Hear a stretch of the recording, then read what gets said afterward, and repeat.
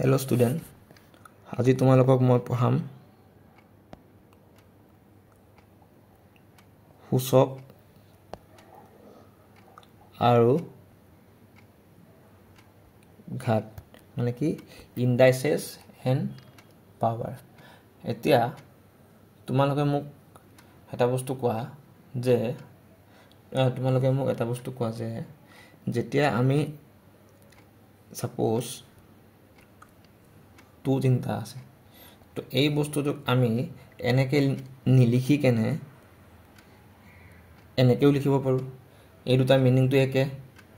হেতু কথা সকলোৱে মানে গম পায় না ইয়াৰ এই যোনটো দুইটো হৈছে কি ভূমি আৰু এটো হৈছে পাৱাৰ মানে ঘাত হল এতিয়া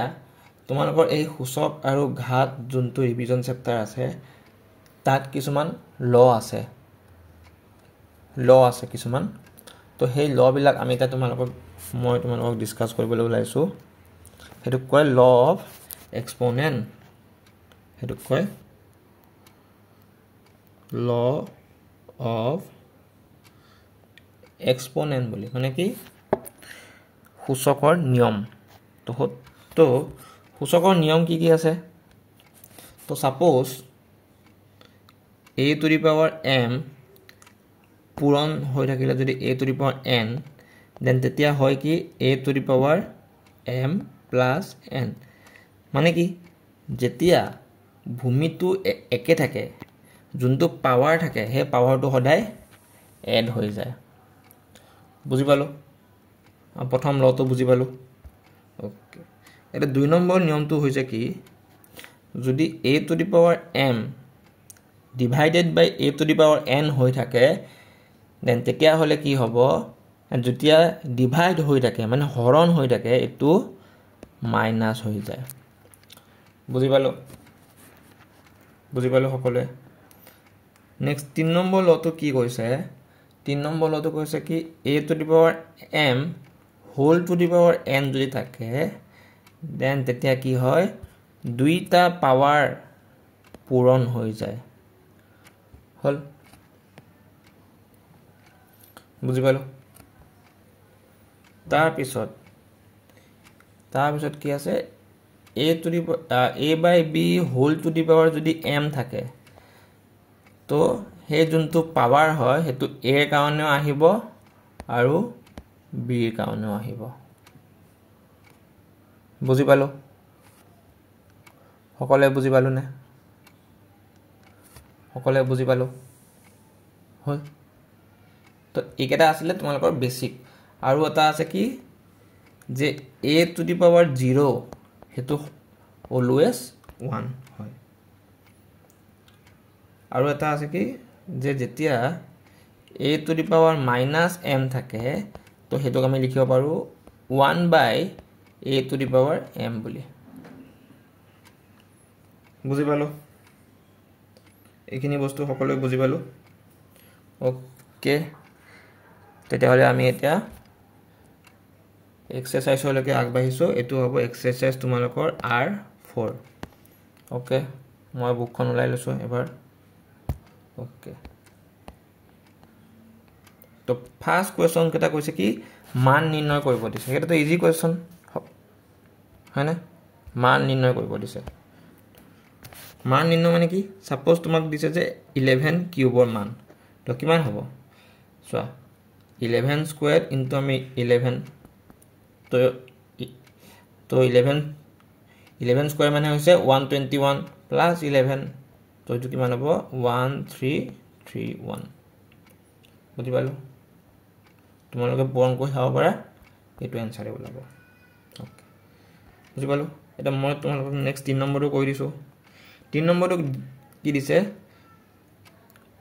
1/2 whole to the power -5 তো মই নিয়মটো কি পঢ়াইছিলো যে যেতিয়া পাৱাৰটো মাইনাস হৈ থাকে তেতিয়া কি কৰে 1 বাই যেটো আছে ৰাখি হেতু পাৱাৰ তাৰ পিছত কি কৈছিলো যে যেতিয়া a by b whole to the power m থাকে তেতিয়া পাৱাৰটো দুইটাৰ কাৰণে আহে তো 2 2 to the power 5 তো এইটো আমি কি লিখিব পাৰো 1 2 to the power 5 মানে কিমান 32 এতিয়া এটো ইপিনে আছে উল্টি যাব তো উল্টি গলে হ'ব आंसर 32 বুজি পালো বাকি 2 আৰু 3 তো তোমালোকে মোক কৰি কেনে কমেন্ট সেকশনত জনাই দিবা বুজি পালো এখিনি লকে ওকে এটা নেক্সট কোৱেশ্চনটো লকে মই আগবাঢ়িছো নেক্সট কোৱেশ্চনটো কি দিছে চাই লও এবাৰ বুকখনত নেক্সট কোৱেশ্চনটো দিছে কি তলৰ প্ৰতিটো সংখ্যা হিয়তৰ মৌলিক উৎপাদকৰ ঘাতৰ পূৰণফল ৰূপে প্ৰকাশ কৰা ওকে মৌলিক উৎপাদক ওকে তো কি আছে 2 নম্বৰটো প্ৰথমটো আছে কি 729 এতিয়া 729 যেতিয়া আমি ছুটি হৰণেৰে হৰণ কৰি চাম যেতিয়া 729ক ছুটি হৰণেৰে হৰণ কৰি চাম আমি তেতিয়া কি পাম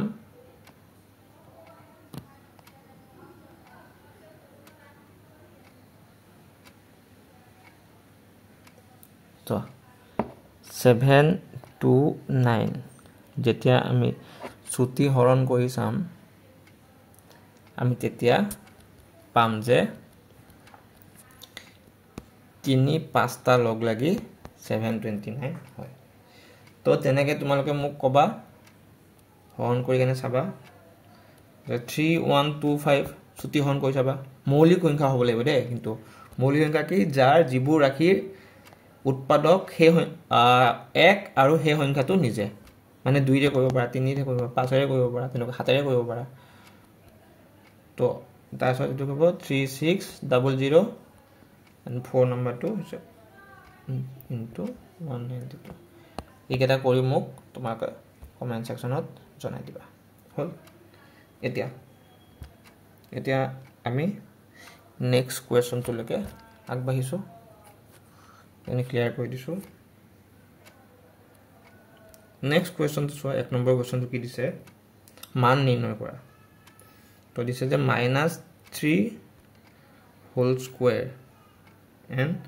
-5 হোল স্কয়াৰ এটা কথা তোমালোকে জানা যে মাইনাস মাইনাস সদায় প্লাস হয় প্লাসে মাইনাসে মাইনাস প্লাসে প্লাসে প্লাস and মাইনাসে প্লাসে মাইনাস এটো জানা তোমালোকে আগতে পাইছা তো চোৱা -3 দুটা পূৰণ হৈ আছে তো কি হ'ব obviously এটো কি হ'ব এটো হ'ব 9 and -5 দুটা পূৰণ হৈ আছে এটো হ'ব 25 এটা এখিনি সলভ কৰিলে আমি পাম 225 this is the answer বুজি পালো সকলোৱে বুজি পালো এটা তোমালোকে মোক বাকি তাৰে 2 3 and 4 to comment sectionত জনাই দিবা বুজি পাইছা সকলোৱে বুজি পাইছা ওকে এটা আমি নেক্সট কোৱেশ্চনটো চাইছো কি দিছে নেক্সট কোৱেশ্চনটো আমাৰ কি দিছে চাই লৈছো নেক্সট কোৱেশ্চনটো কি দিছে 6 নম্বৰটো কি কৈছে যে তলৰ সংখ্যাবিলাক তুলনা কৰা যে মানে কোনটো ডাঙৰ তুলনা কৰিব দিছে ন তো 2 to the power 8 and 8 square তো চোৱা এটা দিছে আমাক 2 to the power 8 আৰু এটা দিছে 8 square তো চোৱা 2 to the power 5 মানে কিমান জানা নাই 2 to the power 5 মানে হৈছে 32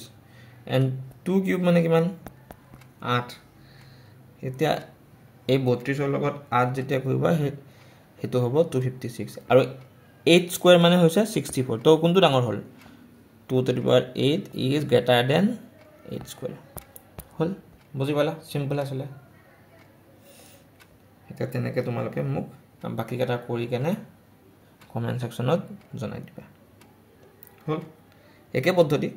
একো মানে বেলেগ পদ্ধতি নহয় একে পদ্ধতি তোমালোকে কৰি কেনে জনাই দিবা হল এটা নেক্সট কোৱেশ্চনটো চাইছো 5 নম্বৰ কোৱেশ্চনটো কি দিছে আমাৰ 5 নম্বৰ কোৱেশ্চনটো দিছে কি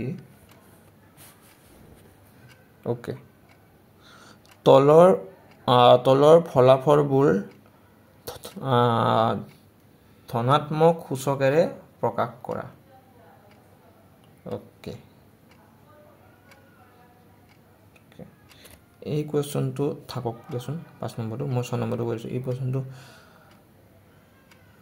কি কৈছে এইখিনি মই মানে বুজি পোৱা নাই কি ধনাত্মক সূচকেৰে প্ৰকাশ কৰাৰ কথা কৈছে if anyone knows please write down in the comment I have little bit confused in this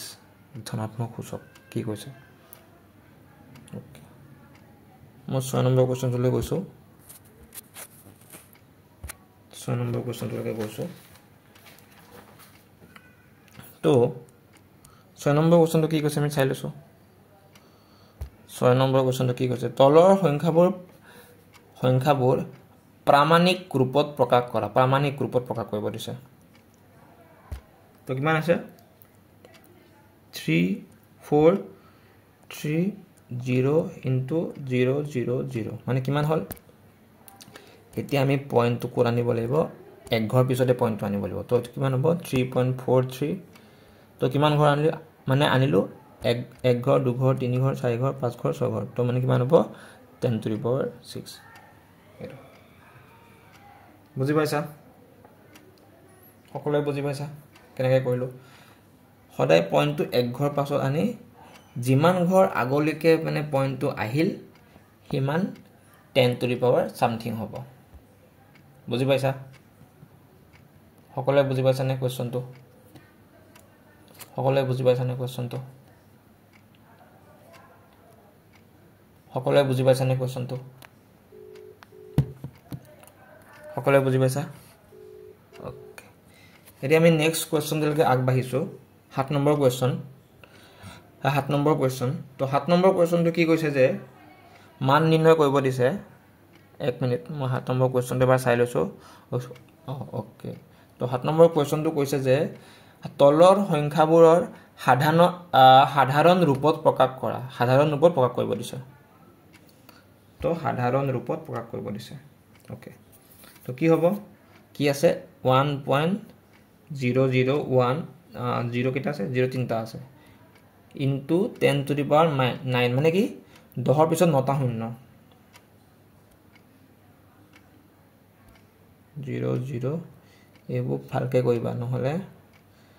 এই দশমিকত খেলি মেলি লাগিব দুটা চাৰিটা হল 8টা হল 9টা এতিয়া যেতিয়া দশমিক চাৰিটা পূৰণ কৰিবা মানে কি হ'ব চাৰিটা শূন্য গুছি যাব তো গুছি গলে আমাৰ হাতত থাকিল কি 0 0 0 1 কেটা থাকিব 0 0 0 this is the answer 9টা আছে না শূন্য এটা দুটা তিনটা চাৰিটা পাঁচটা ছটা সাতটা ওকে আলাইব শূন্য 2 4 6 7 8 9 ওকে সরি তো কেটা গুছি গল তো কেটা থাকিলে এটা দুটা তিনটা চাৰিটা পাঁচটা ওকে পাঁচটা হল বুজি পালো সকলোৱে বুজি পালো ওকে তাৰপিছত আমি এতিয়া নেক্সট কোৱেশ্চনলৈকে আগবাঢ়িছো নেক্সট কোৱেশ্চন যদি কৈছে যে ফাইন্ড দা ভ্যালু মানে মান নিৰ্ণয় কৰিব দিছে তো মান নিৰ্ণয় কাৰ কৰিম 8 নম্বৰ কোৱেশ্চনটো চোৱা -3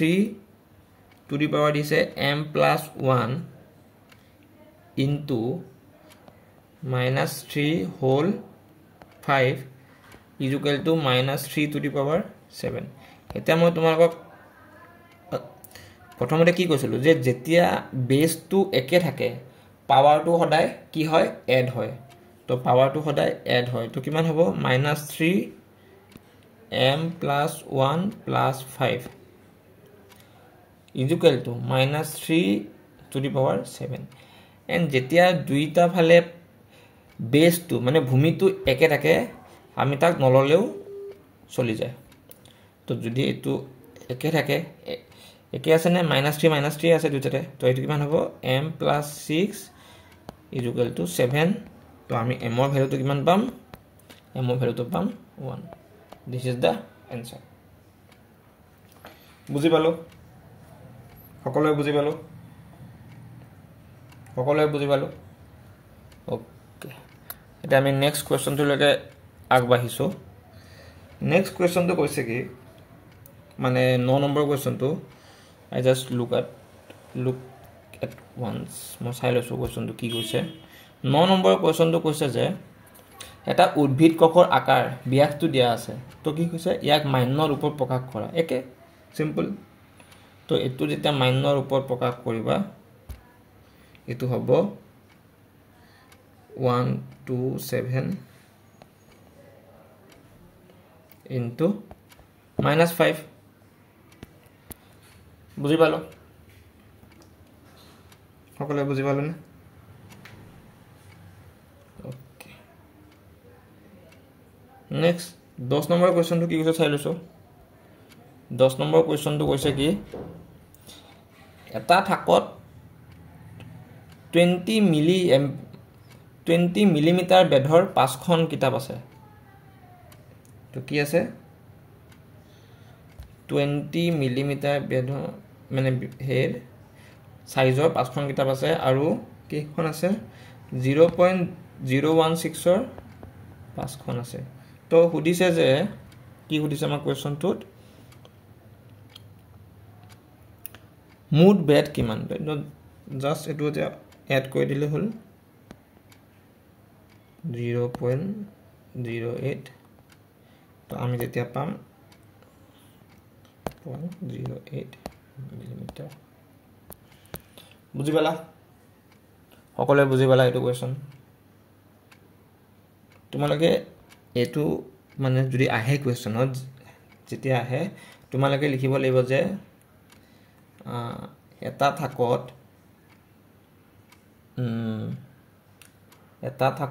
20 মিলিমিটাৰৰ কিতাপ আছে 5খন তো 1 মিলিমিটাৰৰ হ'ব এনেকা নহব 1 মিনিট তো মই লিখাটো কৈ দিম বাৰু কেনেকৈ লিখিবা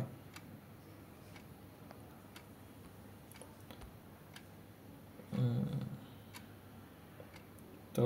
এনেকৈ লিখিব পাৰা যে এনেকৈ লিখিবা যে এটা থাকত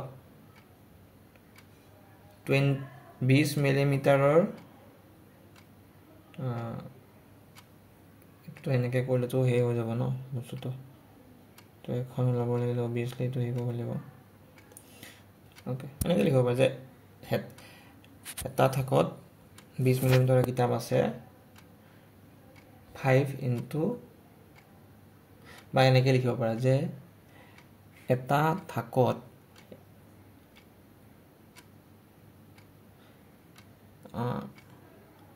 এনেকৈ লিখিবা যে এখন কিতাপৰ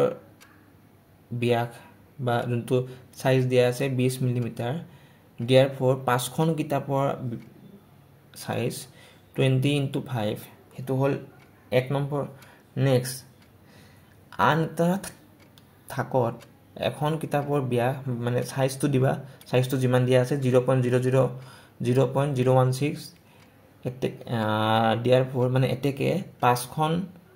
কিতাপৰ সাইজ 0.016 into 5 গতিকে গুটে থাকটোৰ সাইজ হ'ব যোনটো এটো লিখিবা প্লাস এটো লিখিবা তাৰপিছত এখিনি লিখি দিবা দিস দা আনসাৰ আৰু যদি 1 নম্বৰী কোৱেশ্চন আহে ইমান লিখিব দৰকাৰ নাই জাস্ট আনসাৰটো শুদ্ধ কৰি আহিলে you will get full marks okay তেতিয়া আমি নেক্সট এন্ড লাষ্ট কোৱেশ্চন লৈকে আগবাঢ়িছো একেটা এমসিকিউ হয় তো সুধিছে যে 3 to the power minus 3 okay 3 to the power কি কৈছে 3 to the power minus 3 মই কি কৈছিলো a to the power minus m আমি কেনেকৈ লিখিব পাৰো 1 by a to the power m তো ইয়াকো তেনেকৈ লিখিম 1 by a to the power m hall this is the answer next question this is the a number and b number to কি কৈছে 2 by 3 whole square এটো কেনেকৈ লিখিব এতিয়া এটো আমি উল্টাই দিলে মানে 3 by 2 whole to the power minus 2 লিখিলে ইয়াৰ ভ্যালু কেটা একে হৈ যাব ইয়াৰ মান কেটা মানে একে হৈ যাব মানে কি জানানে মানে কথাটো হৈছে এনেকুৱা ধৰণৰ যে a by b whole to the power m যদি লিখা this is equal to b by a minus m এইটো এটা নিয়ম তোমালোকে প্লিজ নোট ডাউন কৰি থৈ দিয়া কেতিয়াবা পৰীক্ষাত কামত দিব কেতিয়াবা পৰীক্ষাত কামত দিব হল ওকে তেতিয়াহ'লে আমি নেক্সট কুৱেশ্যনটোলৈকে আগবাঢ়িছোঁ কুৱেশ্যন নম্বৰ চি চিটো কি দিয়া আছে চাই লওঁ আমি চিটো দিয়া আছে কি -2/3 হোল টু দি পাৱাৰ 4 এটা কথা মনত ৰাখিবা যেতিয়া মাইনাছ থাকে আৰু পাৱাৰটো যুগ্ম হয় তেতিয়া মাইনাছডাল নাইকিয়া হৈ যায় মাইনাছ মানে minus something whole to the power যদি পাৱাৰটো যুগ্ম হয় তেতিয়া মাইনাছডাল প্লাছ হৈ যায় কিন্তু যদি পাৱাৰটো অযুগ্ম থাকে মানে 3 5 থাকে তেতিয়া হে মাইনাছডাল থাকে কম পালা কথাটো তো ইয়াত কৈছে যে কি এইটো নিয়মটো মই কি কৈছিলো যে a/b whole to the power যদি m থাকে মানে কি হ'ব a to the power m and b to the power m মানে কি পাৱাৰটো দুইটাৰ কাৰণে হ'ব তো যদি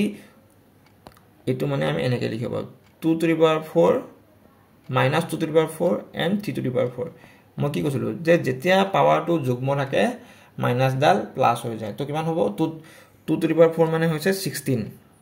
and 3 to the power 4 মানে হৈছে 81 this is the answer এটা 3 to the power 4 মানে কেনেকৈ গম পালো মই 81 বুলি চোৱা 3 square into 3 square we know 3 square মানে কিমান 9 and 3 square মানে কিমান 9 তো কিমান হ'ব 9 9 গুণ 81 বুজি পালো সকলোৱে তেতিয়াহ'লে আমি এটা নেক্সট কুৱেশ্যনটোলৈকে আগবাঢ়িছোঁ সেইটো হৈছে কুৱেশ্যন নম্বৰ ডি নম্বৰ কুৱেশ্যনটোলৈকে আগবাঢ়িছোঁ ডি টু সিম্পলেষ্ট ফৰ্মত লিখিব দিছে মানে সূক্ষ্ম কৰি লিখিব দিছে তো চোৱা মেইন কথাটো হৈছে আমাক মানে তোমাৰ দশমিকটো ক'ত আছে দশমিকটো আছে এইখিনি জায়গাত তো ইয়াক আমি ইয়াৰ পৰা উঠাই লৈ গৈ কিনে ইয়াত নিব লাগিব তো কি হ'ব 6.4 হ'ব কিন্তু চোৱা মানে কেইটাৰ পিছত দশমিকটো মানে কিমানটাৰ পিছত দশমিকটো আমি লৈ গলো এটা দুটা তিনটা চাৰিটা পাঁচটা তো কিমান হ'ব 10 to the power -5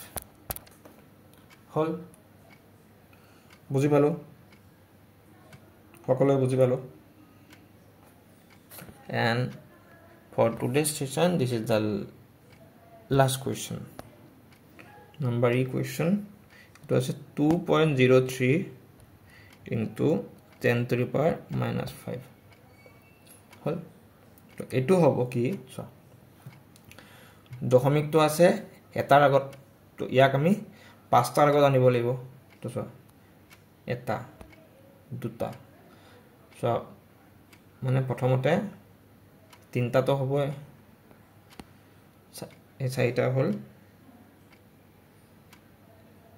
this is the pasta this is the answer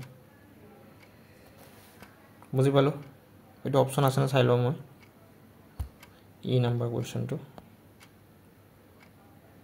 এটো অপচন 4